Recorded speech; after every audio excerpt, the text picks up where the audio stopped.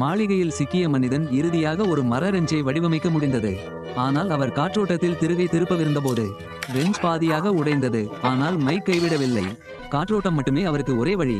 எனவே அவர் ஒரு நாற்காலி காலை கிழித்து அதே முறையை பயன்படுத்தி ஒரு திருகு வடிவ கருவியை செதுக்கினார். இந்த முறை அவர் மிகவும் கவனமாக வேலை செய்தார்.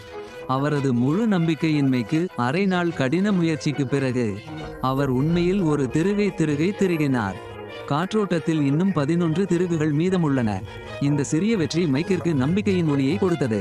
தப்பிக்க தீர்மானித்த அவர் ஒவ்வொரு நாளும் நோக்கத்துடன் வாழத் தொடங்கினார்.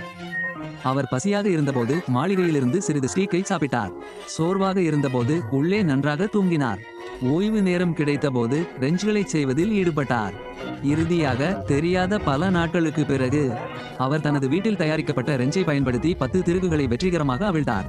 ஆனால் அவர் உற்சாகமாக கடைசி திருகை திருப்பச் சென்றபோது அவர் வழுக்கி தனது காலை உடைத்தார். ஒரு நொடியில் விரக்தி மைக்கை கழுவியது. வாழ்க்கை ஏன் இப்படி நடந்து கொண்டது என்று அவனால் புரிந்து கொள்ள முடியவில்லை.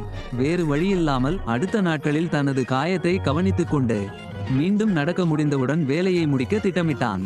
ஒரு நாள் தரையில் படுத்துக் கொண்டிருந்தபோது திடீரென்று மேலே புகை கண்டுபிடிப்பான் இருப்பதை கண்டான். அதன் ஒளி சீராக மின்னியது. அந்த நேரத்தில் அவன் கடின முயற்சியை கைவிட்டு அதற்கு பதிலாக அலாரத்தை இயக்க முடிவு செய்தான். தயக்கமின்றி அவன் சில காகிதங்களை துண்டுகளாக கிழித்து ஒரு கிண்ணத்தில் வைத்து அவற்றை எரிக்க ஒரு பூத கண்ணாடியை பயன்படுத்தினான். அவன் ஒரு டார்ச்சை உருவாக்கி அதை டிடெக்டரின் கீழ் வைத்தான். நிச்சயமாக அடுத்த நொடி மாளிகைக்குள் ஒரு புயல் காற்று வீசியது. மைக் பரவசமடைந்தான். முன்கதவை நோக்கி தீவிரமாக ஓடினான். அது திறந்திருக்கும் என்று நினைத்தான். ஆனால் அவன் அங்கு சென்றதும் அது இன்னும் இறுக்கமாக பூட்டப்பட்டிருந்தது.